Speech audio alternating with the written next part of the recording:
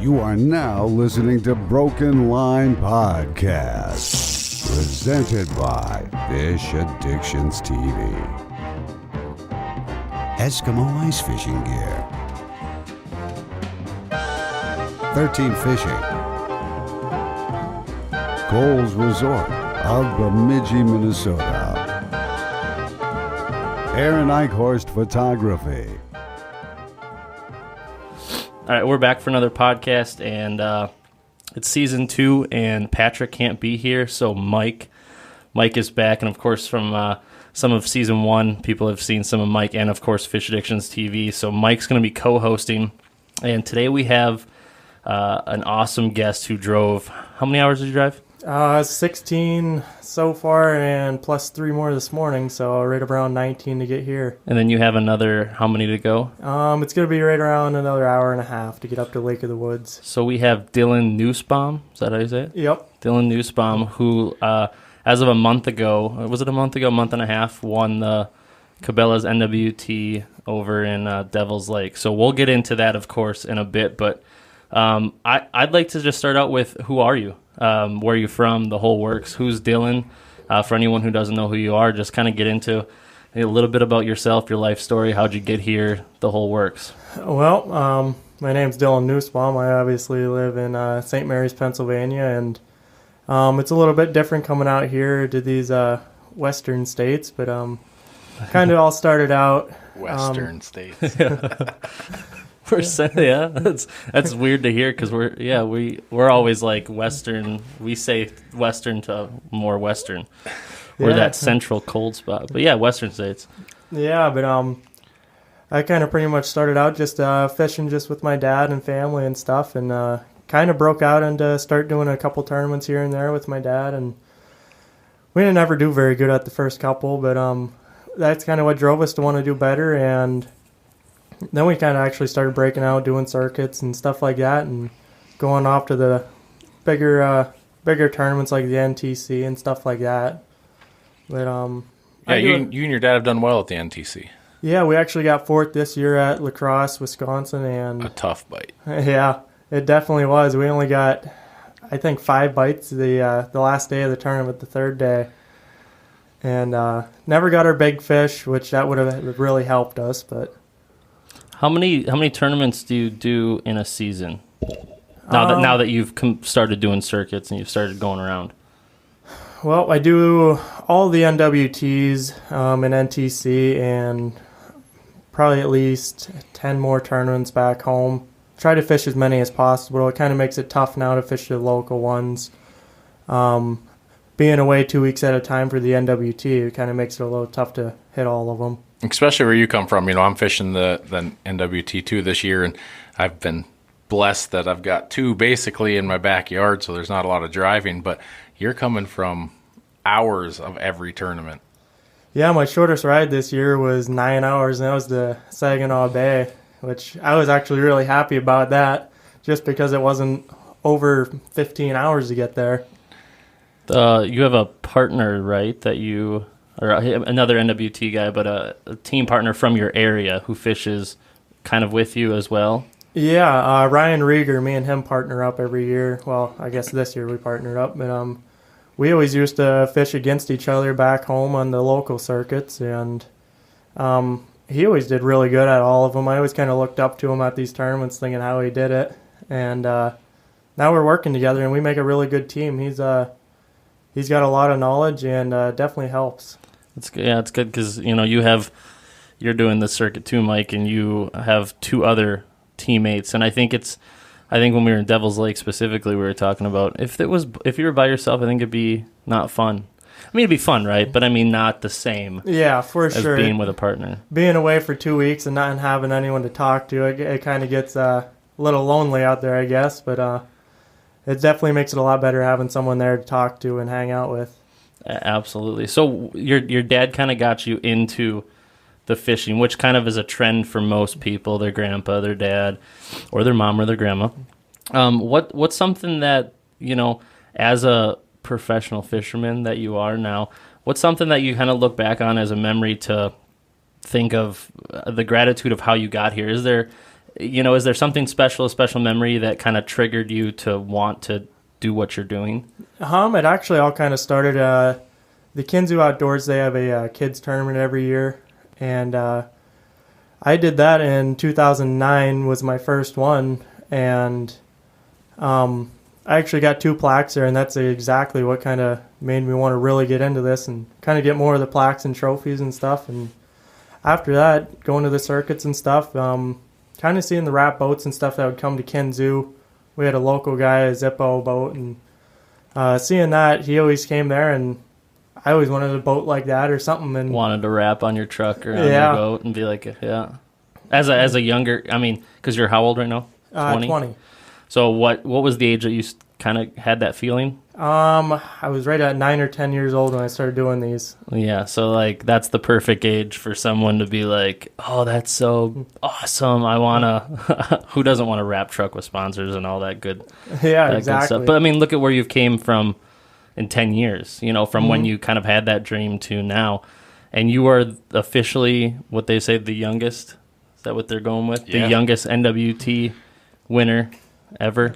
Yeah, that was actually one of my goals to go out here this year, and on your first NWT ever, that was one of your goals, and you did it. Yeah, I kind of wanted to go out there, and I knew Corey Sprengel. He won one of them at 23, I think it was, and I really wanted to go out there and be the youngest one to win one of them things. I didn't actually think it was going to happen, but it did, and it's pretty that's awesome. It was really fun after day one, seeing how excited you were. Standing there and we had a crazy pre-fish, and it didn't go together for us. And just to see a person like you that travels, puts the time in, and you're full-hearted into these tournaments. And I remember looking at Aaron, I was like, this is going to be awesome. This is cool. And I was standing next to Corey Sprengel and Robert Cardenas and a bunch of the guys that we all look up to. I know I do myself, and everybody was just like, this is cool. This is really awesome, and something special. For all of us standing there, we knew you had it. And well, how many times did I walk? And we'll get into the whole story about this. But how many times did I walk up to you, smiling, and I'm like, you can breathe, dude. Like you got this. Like, yeah, I wasn't nervous until all the boats started showing up. I was sitting there for 3 hours, and that was all good. And then as soon as the boat started pulling in, then I started getting nervous. Couldn't sit down. It's easy for the camera guy to come up and say, hey, you can breathe. He's got nothing on the line, right? It's always easy for me to say anything. I'm just taking a guess. But yeah, let's get into that, and then we'll come back to some other stuff after. So, Cabela's NWT National Walleye Tour, your very first walleye tour circuit ever.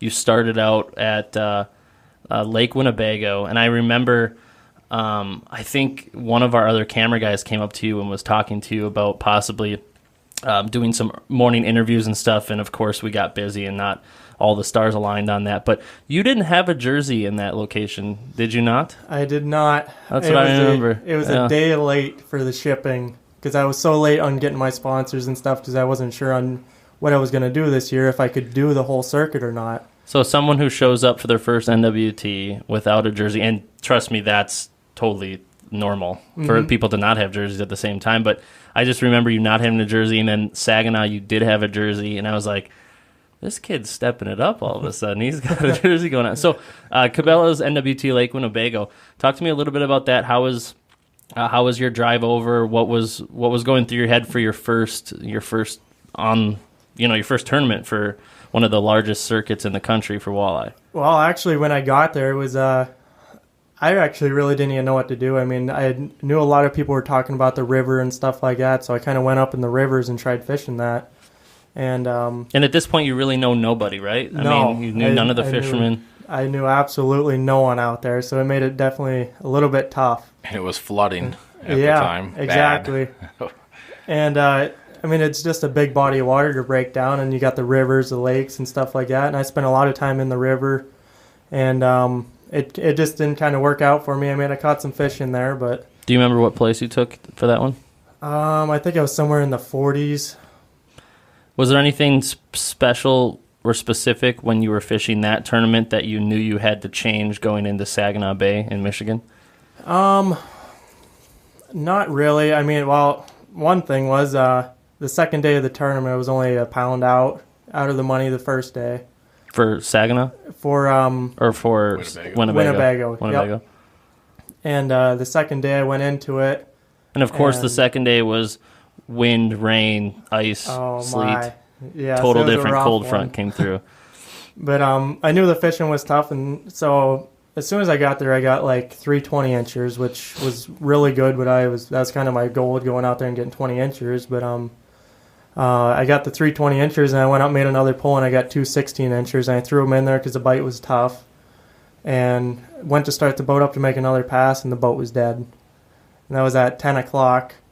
And so I had to scramble and trying to get battery switched over, something. And I was going to say, what happened from that? Never got the boat started, couldn't get it started, and ended up having the kicker on. The kicker was running still, so I made a 13-mile drive back with the kicker and never got to fish anymore. But you got to wait, your fish went across. Yeah, I did, and I think it was only a pound or 2 out. Oh. So if you would have had more time to fish, you could have... Yeah, never know. It could have been good. It's the luck of the draw. I know that... Was it Saginaw? I think someone's boat motor completely died out too. You deal with the variables of... As a walleye fisherman, you deal with the variables of what could happen. Positive and negatives. The stars can align, the stars cannot align. I mean, looking over at... skip Saginaw for a second. Looking over at Mike here for Devil's Lake. I mean, he put in some time and he was catching good fish, and then, just in like a second, stuff can change in a positive or negative. Yeah, and that happens a lot when you're out there, and you can figure that out. We had an insane slip bobber bite going on Devil's Lake for that tournament, and that wind day one just shut it straight down. So we scrambled a little bit. Yeah, and the good thing about having cameramen with is that we have proof. We have proof that we did good, and then once the tournament started, stuff just changed. But I mean, that's tournament fishing, and that's why we do it, and that's why every time you sit out there and all the boats are ready to go for day one, I feel like I'm going to puke every single time. For sure. What on the NWT circuit this year for you has been like probably the biggest thing to get used to? Pretty much just going out there and learning these new lakes. And seeing all these big boats out there, all these guys, it makes it a little bit intimidating. But I don't know. I guess you just kind of got to look past that and just go out and go fishing. In the NWT, one thing a lot of people talk about, especially first getting into it, is the co-angler situation. What do you do in your co-angler? Because obviously you're getting put with a guy you don't have any clue who they are. Most cases, you get an hour in the morning to kind of get to know them, and that's about it, and then you go from there. So what's your strategy? How do you feel about that? I know how I feel, but I'd love to hear how you feel about that. I mean, it's different. I mean, I like it. It definitely makes it a lot more, I guess, tough, you could say. But I kind of just go by the morning, kind of feel it out, see what they're comfortable with, and kind of decide as the day goes on what's going to happen and what's going to go on, if they're going to reel the fish in and I'm going to net, or if they're going to net, reel the fish in. Just kind of got to feel it out as you go. Do you put, when you're sitting there with your co-angler before the beginning of the thing, do you, in your mind, just not worry about how they are, and do you? Or do you try to figure out, as a new person to the Cabelas NWT, or do you try to, incorporate them as much as possible, or what's your feelings going in? Because this person could be, something else, right? Zach Jobs was a co-angler at Devil's Lake, so if I had him in the boat, I'd be very happy. Yeah, exactly. But I don't know. I try to include him as much as I can. Try to get him to kind of pretty much be a teammate, I guess. Because that's what they're there for too. Yeah. In most cases, they want to learn as much as they can from you, and I just wanted to see what your input was on if you incorporate them, but you do you, and not worry about their abilities of how their level of fishing is, and because that can start to mind trick you, and that can be a whole other variable too. Because it's not like you have a teammate in your boat, or you're by yourself. You physically have a person you've maybe never met in your life who has never fished in their life. So, that's a variable for sure. And luckily, in most cases they've fished before, and they're there to want to learn and help, and they're not there to screw you up, and that's the good thing. But yeah, jumping back to Saginaw Bay, what going into one of your closer bodies of water, but also Great Lakes, one of a big body of water. What did you do? What was running through your head going into that? As soon as I got there, it was a lot bigger than I thought it was. Here in Saginaw Bay, you're thinking of bay, but you go out there and it's a big place. It's a big body of water to break down. But I kind of went out there and just started trolling the flicker shads. That's what pretty much all the bait stores were saying was working real good. And I went out there and it actually worked really good starting out. But kind of didn't get the bigger fish to go on them and started making the longer runs out 40, 50 miles out. And that's where them bigger fish were, but it just took longer to get out there. And did you do a gas fill up? No, I did not. So you didn't go far? I didn't go far. I made but you went I think far. It was 40 miles, 42 miles I went. And what was your placing in that one? I don't even know. I think it was in the 50s. The 50s. If you since you're a new NWT person, if you were going to say something to anyone for a pro or co side, what would it be for an overall experience of what you've had going 3 out of 4 events this year to make someone want to do it, not want to do it? What's your opinion to people who haven't or questioned wanting to do this? If you're wanting to get in the big walleye circuits, this is definitely the one to get into. It's very exciting, very fun, and you're competing against the best of guys out in there in the industry. So it's definitely an awesome tournament for sure. I got a question for you. It kind of goes all the way back to before you even made the decision to fish this series. What was that defining moment where you said, "Okay, I'm doing it"? I guess it'd be last year. I really wanted to do just one of them, and I didn't have a boat. I had a bass boat, and I just really wanted to go to Devil's Lake and do that one just because I wanted to go out there. And as the year went on, my dad decided to sell his boat. So I decided to buy that off of him, and that was pretty much the decision maker right there. And I had a good job, so I saved up enough money to do the whole circuit. And then my dad told me, why don't you just do the whole thing instead of just doing a couple? And ended up quitting, and here we are now. That's really cool. Were you a welder? Yeah. Yep. What kind of welding did you do like that? That was your job, right? And yeah. You said you quit that to do this? Yep. For the summer? So you've been all summer just kind of fish in most cases. Pretty much been fishing as much as possible, really. But when you win one event, you can pretty much, close out the welding job for a year or whatever you want to do. But getting into, and I definitely want you to ask some questions that you would possibly think, because I know with you kind of know what people want to know with it being your first NWT2 questions, but do you want to ask a couple before we get into the Devil's Lake thing? Because the Devil's Lake thing, I want you to break it down from start to finish. Mm-hmm. I mean, the bait shop experience, where'd you stay, where'd you do, what'd you do, everything. Yep. So I don't know if you wanted to... fishing the National Walleye Tour is just a crazy experience in itself, and for you to be 20 and to win one, I mean, I can't even imagine what you were feeling and what was going through everybody. Your family actually made the trip up to Devil's Lake, did they not? Yeah. If I remember right? Yeah, my mom, grandma, and girlfriend, they drove 22 hours just to go out there and see me. Through the night after day one, or were they there before the start of the tournament? They were there a couple days before the start, so they were planning on going out there. Right. That's really cool. That's a you got to have a backing to fish this tournament. Yep. I've got 4 kids and a wife, and we're, a lot of people don't realize that we end up there 6, 7, 8 days before the tournament even starts, plus the days of the tournaments. And for you got 2 days of driving home, 2 days of driving here. I mean, it's a ton of dedication that I don't think people really grasp until they do it. I know myself, I fished the Masters Walleye Circuit. I fished a lot of other tournaments. And, we pre-fished 4 or 5 days in advance. But even try to compete with a lot of these guys, you got to be there. You got to be putting the time in that they're putting in and more. For sure. I mean, you got to put a lot of time in here. A lot of these lakes are big lakes to break down, so you got to be there. I mean, it took all of every day I was there to figure out what I found in Devil's Lake, or even in any of these lakes, really.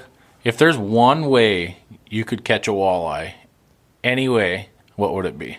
Probably jigging wraps, but my expertise is in the bottom bounce, and that's where it's at for us. Back home, that's how we win tournaments back home. So do you find yourself going to that first on most bodies of water when you're coming and pre-fishing? Pretty much. Devil's Lake, that was definitely my first option right there, and most other lakes like the Great Lakes and stuff like that, I kind of get away from it a little bit, but any of the inland lakes, definitely the bottom bouncers for me. Have you had any crazy road trip experiences to any of these tournaments outside the tournament before you get there? Not really. Getting caught in bad storms, but other than that, it's been okay. I should try the winter. Oh. Coming back from Saginaw last year, I was in the back seat freaking out because we drive how big's the trailer? 20, 30? 30-footer. 30-foot trailer behind a truck, well, the truck that he has out there. And we go through northern Wisconsin, which they decided not to plow that day or night. It was like 10 o'clock at night, and the whole truck's just sliding back and forth. And I'm just sitting in the back seat, and I'm like, we could stop at a hotel, dude. Like, so yeah, but no tires blown, no tornadoes, no nothing. Thought there was one last night, but I pulled over underpass and kind of got out of it just in case, trying to save the boat. That's all I was worried about. You get here and the boat goes flying across Highway 6 or something. Just there goes the tornado. I want to ask you.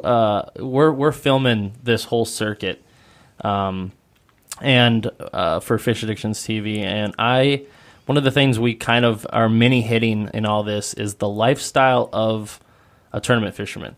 So when we think of the 3 locations you've gone to, what has been some of the lifestyle stuff? Like, have you been staying at hotels? Have you been staying at resorts? Are you staying in the back of your truck? You staying with your partner? Are you guys grilling out, cooking out, going out to eat? What's your lifestyle like before you get on the water and after you get off the water every single day, pre-fishing and tournament day? Pre-fishing, it's pretty much just fishing, eating, and sleeping. That's about it. But my buddy and I, Ryan Rieger, we usually split a hotel, or if we can find a cabin, resort, just pretty much anything.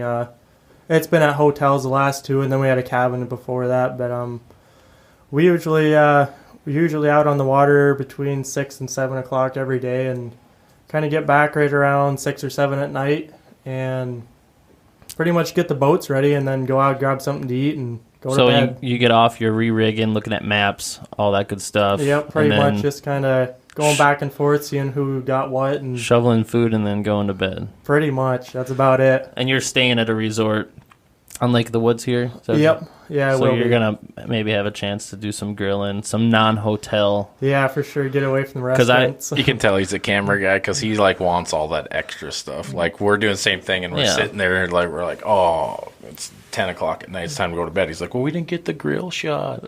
Sort of fire. Let's get the fire shot. I mean, appreciate it in the end. Be up there in Baudette. I mean, there's a couple of the resorts have restaurants / bars, mostly bars. So yeah, you got a pregame going through Baudette if you need to stop at the grocery store and get a few things, or you're going to be eating out, because that is up there. It's just resort. It's like I said to you when we were coming up here. It's like a resort community, a whole little resort town, and that's all you got. Baudette's only 7 miles away from where I think it's a 12 to 15 minute drive though, because the sheriffs sit on that road. They do. They'll get you. Okay, let's get into Devil's Lake, start to finish. Did you have an idea coming? Obviously, from what we've talked before, you've never fished Devil's Lake before ever in your life. Did you have any inside scoop going into, did you stop at bait shops? Did you know what you kind of wanted to use? Did you kind of have it's a big lake, right? And it continues to grow. So is there specific spots that you were looking for? Basically, start to finish, pre-fishing to the championship. I want to know everything that was going on in your head. Basically, starting out for that one, I did a lot of looking over maps and stuff like that, the Navionics maps, and I kind of wanted to find rocky points, humps, stuff like that. I really was going out there to do the bottom bounce and bite, and the first day I got there, there was tons of fish there. It was very fun. I went through and I caught, 20 fish in the first couple hours I was there.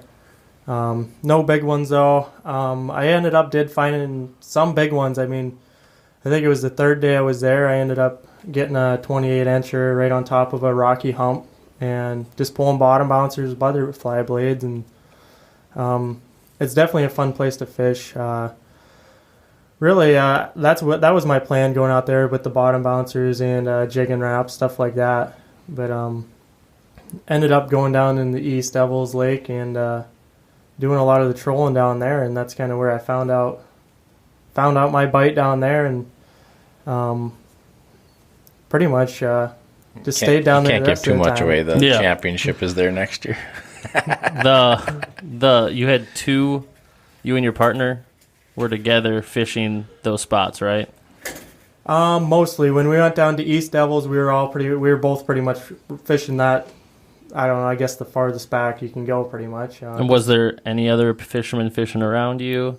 Yeah, there was actually some pretty big names down there. I mean, the Parsons and the cabelas and them guys were down there, and kind of figured something was going on down there, and ended up finding a big school of fish, which on the first day of the tournament, I really thought everyone was going to be there, so I kind of beat the crap out of the boat to get down there, and ended up getting there, and there was not a single boat around. The screen was lit up with fish. It was just meant to be, pretty much.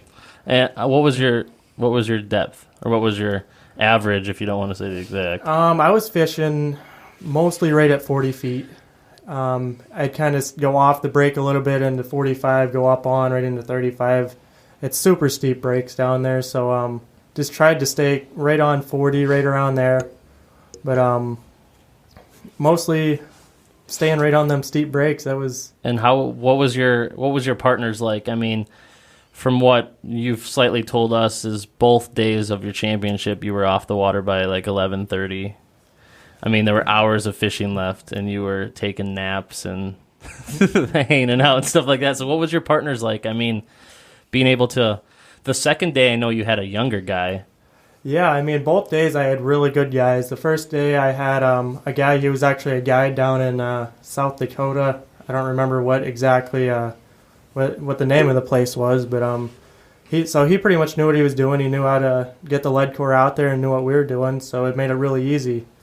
And the second day I had a young kid, he was 19, and he was a first mate on a charter boat, so he pretty much knew what he was doing. And actually, a funny story, I guess it would have been the second fish we had. We caught like a 3-pounder. That was our first one. We threw it in, and the second one, it was a big fish, and it was on his side, and he grabbed the pole, and he's like, "I'd feel a lot better if you reeled it in," because it was so big, and he said I'd be a lot more comfortable netting it. And ended up getting to the top of the water. He went down to scoop it, got it in the net, started picking it up out, and ended up flopping right out. It was 27 inches. So you lost that one? No. Or it was still connected? Them big husky jerks, all them hooks, never got caught in the net once. Flopped right back out, fought it for another minute, brought it back up, netted it again, got it in the boat. That was day 2 or day 1? That was day 2. That was the second fish of the day. I mean, it was nothing he really did. It was just... Did you feel at that time that it was your time? Do some things just happen on the water with tournaments I've won and stuff? It's just at some point in the day you just feel like, okay, it's my time. We just got to keep grinding. Yeah, after that, I mean, it kind of felt like it was just meant to be. I mean, that just doesn't happen. When you lose a fish out of the net, it's usually gone. Yeah. But that's awesome, though. But the fish is like, oh, I got to jump back in. Here we go. Got to get in. This guy's winning. That's pretty much how it was. I mean, because when you got I mean, if you would have lost that one, were you confident that you could have pulled another good one out of that hole, or? Yeah, actually, after fishing at my first spot, that's the only spot I fished on day 1, and I went back there the second day, and I only caught 5 fish right there the second day, and a bunch of boats ended up showing up. I think there was 12 boats there. So I looked at the co-angler. We made a pass, didn't catch a fish. It was our 4th pass. We didn't catch a fish, so I'm like, we're getting out of here and going to a different spot. And ended up making a pull on a different spot, just a mile across the lake, and not even. And first pull down through, we caught a 30.5, and the next one was a 4-pounder. It was a 4.8, and ended up, I looked at them, I'm like, I don't even know how we can upgrade anymore because our biggest one was 4.8 and ended up going back up through and making another pull down. And I mean, as soon as we got the lines down, we had a 6-pounder, and that was the end of it. That's pretty surreal. That's pretty awesome. Yeah, I mean, it was pretty. We were only there for 20 minutes, and that was the 3 other fish. So the second day, some I- people followed you out there in a sense, like, or did they just? Because you kind of have a target. I mean, the top 5, top 6 people. Yeah, I mean, I don't know if they were following me. I wasn't there the whole day for the first day to see who actually showed up or not. But one of the guys was there. He was in. I think he was in second place. He was right in that area, so I figured he was going to be there, and ended up actually going down. And when I first got there was no one there. There was one guy who got behind me, and then made up another pole, came down through there. I think there was like 4 boats there, and made another pole. And like Jim Carroll pulled up, and he was jigging right on the hump that was near me. So kind of knew he was maybe caught some big fish right there, and that kind of scared me. But after that, making my last pull, I think there was 12 boats, and I was running my rods right up against everyone's boat. I'm like, I'm just done with this. Kind of got out of there and Fishing on top of each other. yeah, and that's. I don't really like to get right in the middle of the boats a whole lot. Yeah, you were going to say something? No, I'm just thinking about that day. Day 1 or day 2? Day 2. It was total different conditions day 2 as well. And, you know, it was pretty flat, calm, if I remember right. Mm-hmm. Day 2, day 1, we beat the boats pretty hard getting over there. And I will say that in East Devils, there was probably half the field over there, Yeah, I there would was. guess, over in that area. Well, from day 2 or day 1, I don't remember, the leave time. Actually, day 1 specifically, because I was there the whole time. On leave time, when they all left, only 5 boats went the opposite direction from the starting gate. All the boats went towards the east side, or at least that direction, before cutting a different direction. But only 6 boats went the other direction. And Yeah. that Chip Lear even made a comment. He's like, did only 5 or 6 boats go? Then the very last boat to take off was heading to the east side, and he's like, last minute, he's like, nah. And then he cut back over and went the other way.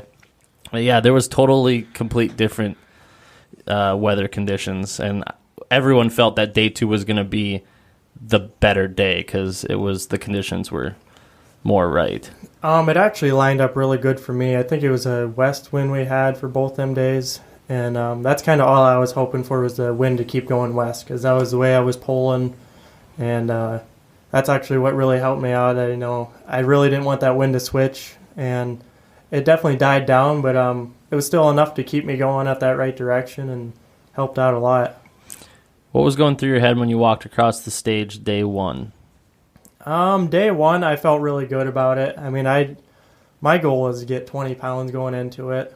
And you got pushed off just to the 6th place, right? So there was no camera. Fifth. I think it was Fifth? fifth the first day. So you just missed out on the cameramen coming into your boat by like 1 position. Yeah. So they missed out on being able to capture everything. Trust on me, day it's 2. true when they say the camera guys, the curse of the camera. Oh, I know. Yeah, I've been doing it for 10 years. I promise you that the camera, you either have fish that want to be movie stars, it's like they true. know, or you have fish that they don't want nothing to do with whatever you got going on. Yeah, I mean, Ice fishing and open water, and even hunting too. You get into that scenario, or maybe the curse of the camera somehow puts the pressure on the person trying to catch the fish. It definitely does. It definitely makes a difference how you fish and You're on how show you're at acting, that pretty point. much. I got a question for you. I've seen you out pre-fishing and stuff like that. Obviously, we're out there pre-fishing too, and I always notice you're by yourself every time I see you. Do you pre-fish by yourself exclusively? Do you have guys that I know? I get guys that contact me all the time and ask if they can jump in the boat for a day or 2 or something like that. Do you get that, or do you have a guy that in some locations that will jump in with you, or how do you go about that?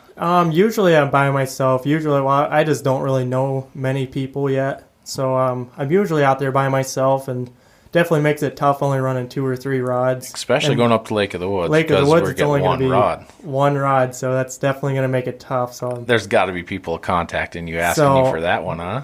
Yeah, I'm going to definitely be trying to find someone to get on the boat, just get another rod in the water. Yeah. Oh, that's going to be tough for sure.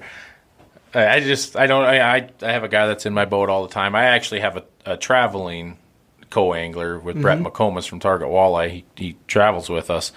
He's not able to come to this one because he just had a baby. Congratulations, Brett. I thought if he had the baby early enough, he was going to be able to come. Well, he's not coming because of the baby. Well, that's true.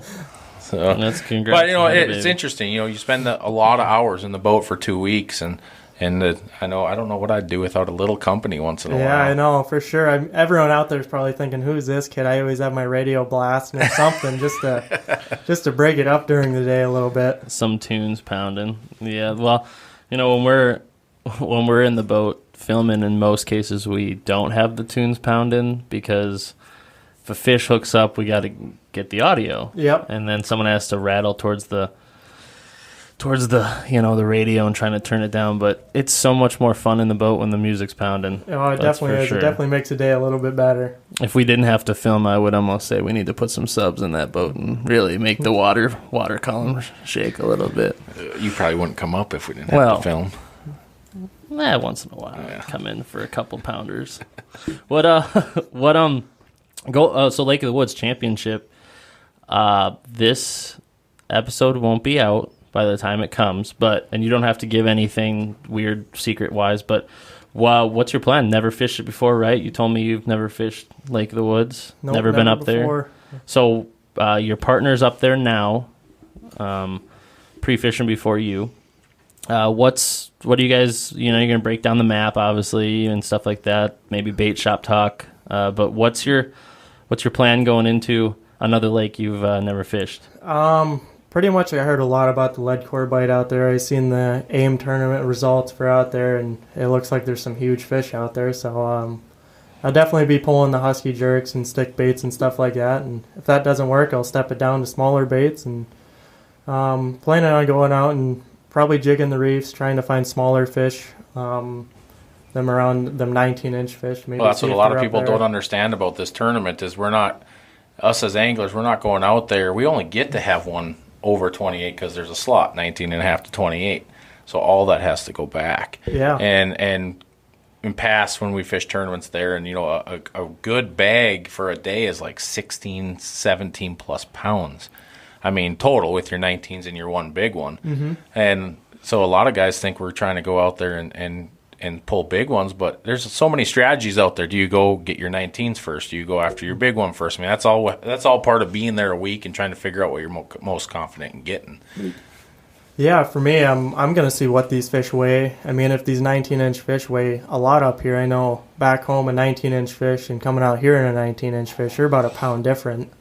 So I'm going to see how much they weigh, and that might be the decision for me. Maybe go out and get my 5 smaller ones first, and then try to go out and get a big one the rest of the day. I fished a lot of tournaments on Lake of the Woods where most tournaments only allow us to weigh 4 fish, where 4 19s actually cashes a check or even top 10s you in some cases. Now we're fishing, I think what I heard is 73 boats are going to end up being up here. I would say with 73 of these guys, you're going to need a big fish every day. Yeah, for sure. But it's just something to think about. It's just it adds a new element to tournament fishing that we're not used to, and we only get to call as long as they're alive in this tournament. I did see that the other day, so that helps. No coming in early. Yeah. Is that one of the things you can't come in early? No, you can come in early. Just when you're able to call, unless you've got the perfect fish, you stay out there and you keep fishing. Yeah.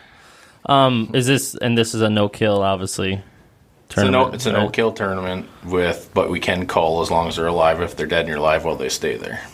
Okay. And that means that you can upgrade. Yes. Okay. Just for the people who don't know what that means. Yeah, you can upgrade a fish. You've got an 18 sitting in the box, you can upgrade it for a 19. You got a 28 and it's able to swim away, you can put a 29 in. And you got to keep in mind, like I said, the Canada waters, you got borders that you're fishing. That's a cool aspect too, is that you're in a fishing tournament and you're dealing with Canadian waters, and there's no patrol out there in most cases, right? There's no flag saying, hey, you're entering Canada. That's another thing to keep in mind while fishing up there. Yeah, you really got to watch on that Canadian line. I know up on the Erie we always have to watch that, and we're usually running our boards right up against the Canadian line when the fish get up that way. Just seeing if you can get one to cross right over and Yeah. snag one in. Yeah, so it's, if you win this one, we'll have you. You can come on. Yeah. When you swing back through, you can bring the trophy here. Or if Mike wins it, he's like, There you go. So there's 73 boats in this one total, is what you There's think. way too much to think about right now besides winning it. This is, yeah. I mean that's tournament fishing though. You're going out to win every tournament. You Yeah. fish. There's no doubt about but that. there's so many different things going through your head when it comes down to tournament fishing. Do you go out in a tournament like your local tournaments and the Cabela's NWT kind of like they're on the same level? Like, do you go out there full force both, or is like the local ones, you're like, well, it's a local one, or how does that weigh in for you as a tournament fisherman? Pretty much I treat every tournament the same. It doesn't really matter if it's a $10 tournament for a couple hours on the lake. I go out there to win it. And You go out there to just do your stuff, yeah. do your best you can and try to win every one you can. Is that what you do? That's what That's what everyone does for tournament does. fishermen. Why do we fish tournaments if we aren't out Yeah. there to try to win them? If we're out there to That's- try to make friends, then That's true. Some people go out there and make friends. we all want to make friends, but we all want to beat our friend as well. That's true. Do you have any more questions for him? Man, I thought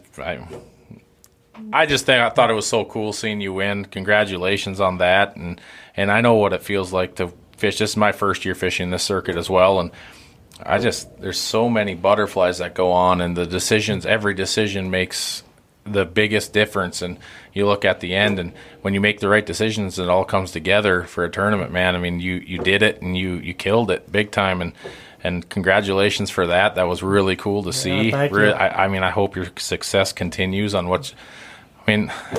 tournament fishing is a different thing, and fishing the National Walleye Tour is a totally different thing. There's so many Absolutely. elements in it that is almost out of your control. I mean, down to the co-angler, to the bodies of water you've never fished before, to, there's times in pre-fishing, Saginaw, for instance, I'm out there pre-fishing. There's not a soul in sight. You show up tournament day and there's 20 boats out there, and you forget that these guys are, like you say, the best of the best. So they're finding those fish and leaving them alone just like the rest of us, right? Yep. And then you show up and you never know. It's a mind game. You're sitting there at day one. You're like, how many guys are going to be where I'm at?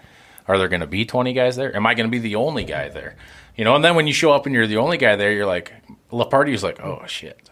Did I make the right decision? Yeah, exactly. Yeah, it is. It's a mind game. It's a total complete mind mind. game with For yourself, sure. and you've got to conquer that. You've got to you got to also fish. You've just got to do you out there.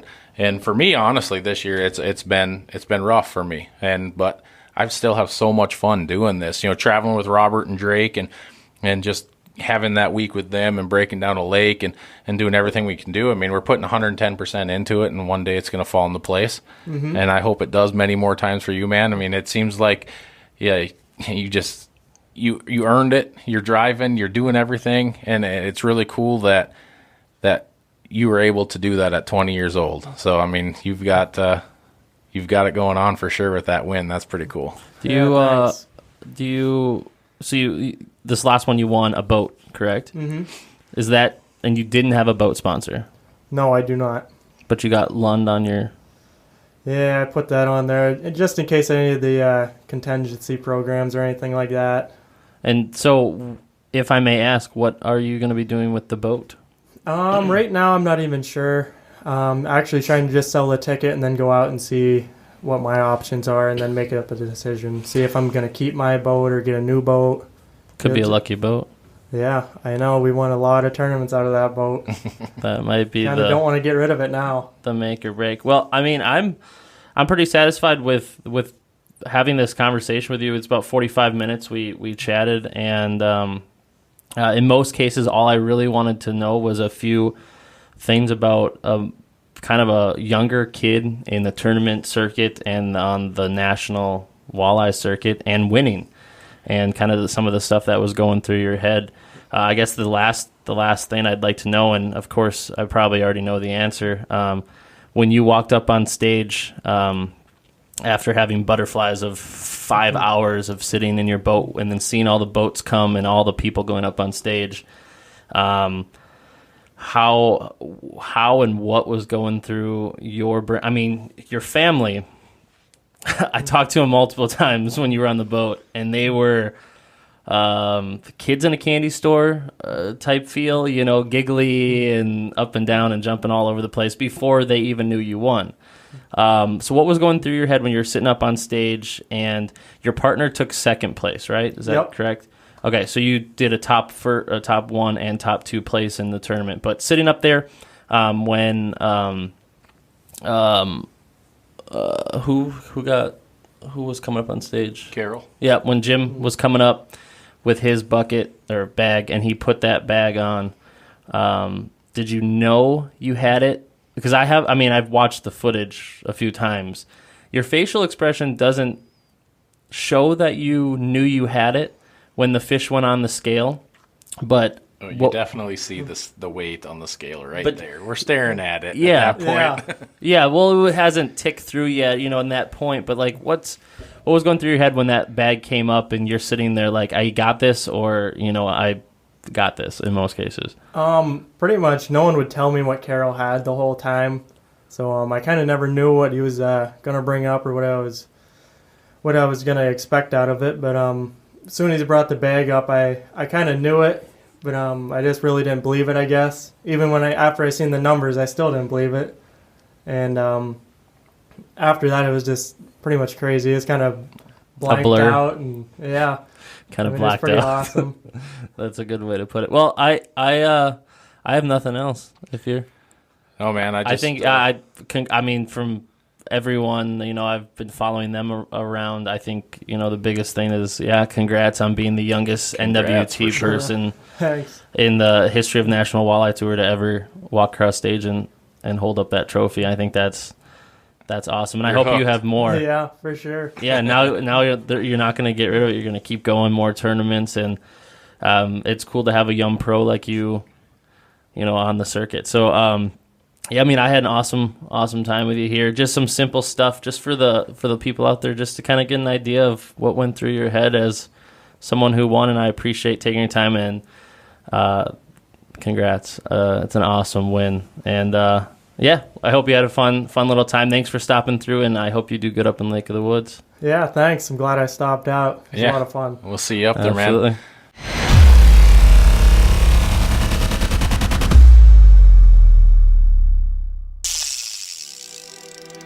Thank you for listening to Broken Line Podcast. Don't forget to follow us on all our social media.